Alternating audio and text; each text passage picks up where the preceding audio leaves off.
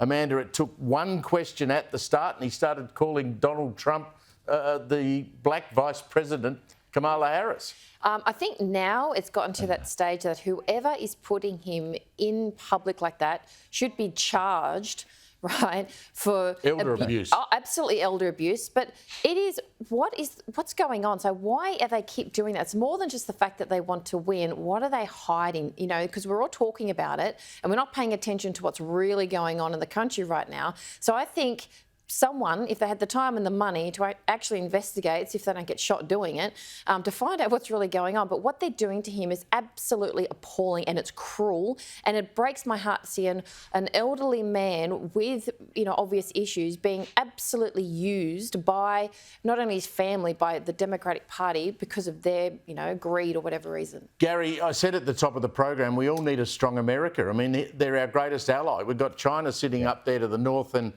making all sorts of aggressive noises about places like Taiwan and other places. How is it that a country that could produce people like, JFK, George W. Bush, Barack Obama, why can they not find two better candidates than these two jokers?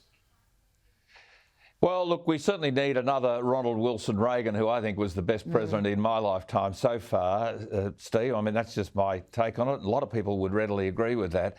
Reagan ended the Cold War. He tore the wall down with Mr. Gorbachev. But there's no vision, there's no plan, the big plan for the future.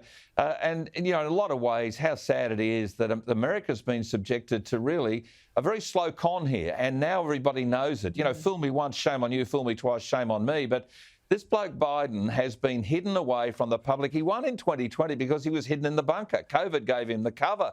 And since then, I don't think he's been running the country. And the serious part about this is it's not whether he can actually contest and win the next election. It's what's going to happen at the next crisis, the next problem. Who's actually making the decisions? Because evidently he's not. He's reminiscing. He's talking about trying to finish off a job.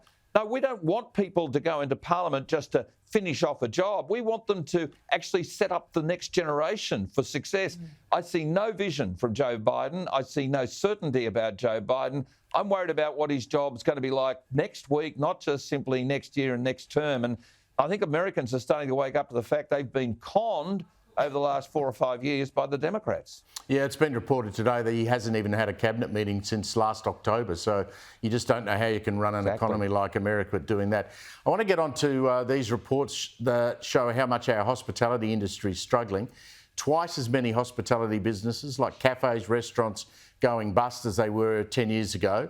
And to add insult to injury, major food supplier Independent Food Distributors Australia warns we could soon be facing $10 coffees and $100 steak and chips if nothing gets done about rising costs. Now, Amanda, you're out there all the time. I mean, we're already paying over $5 for a coffee that was costing us probably $3 a year or 2 years ago. That's right. Everything has gone through the roof. That's right. And they're just the businesses that have stayed open. The ones that have closed and the employees are now unemployed. But we need to always remind people, don't blame the small business for the $10 coffee. Vote the Labor Party out because they're the ones that have decimated the small business community. And if they're in for another term, they will destroy it because it has literally been 2 years and 1,000 businesses are closing per day. You hear one a day, two a day? Oh, constantly. So every time I'm online and I get messages from people, those who aren't shutting down are working 24/7, 7 days a week as a family business just to stay afloat.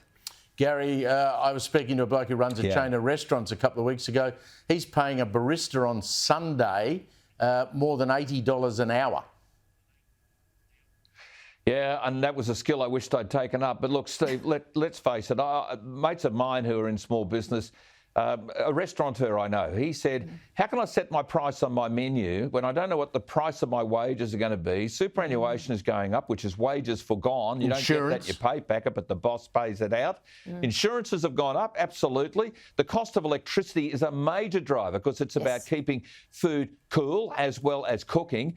Those sorts of things. How can he set a restaurant meal price at the retail end when he doesn't know what his input costs are going to be, 6 months from now? Plus, he's got to get the menus constantly reprinted, and that's another cost to the business. So these are realities these Labor union officials running the country currently don't care about, and frankly, they're only interested in big business, big unions, big government. We needed a real debate about the taxes that are levied on businesses. Absolutely. It's the number one thing. I did a survey. The number one thing is the taxes on small business, and they can't survive, and that no one is listening to them. Yep. Their local MPs, their federal MPs are not listening to them and not returning calls or emails. So it's a state issue and a federal issue. Absolutely. I mean, payroll taxes. Yeah, both state and federal. They're not tax. returning their calls or emails and their calls of distress. It's like a deliberate action to shut them down. And so as a community, we need to help each other as much as possible. Gary, what's your upper limit on a skinny latte, or are you an almond latte guy?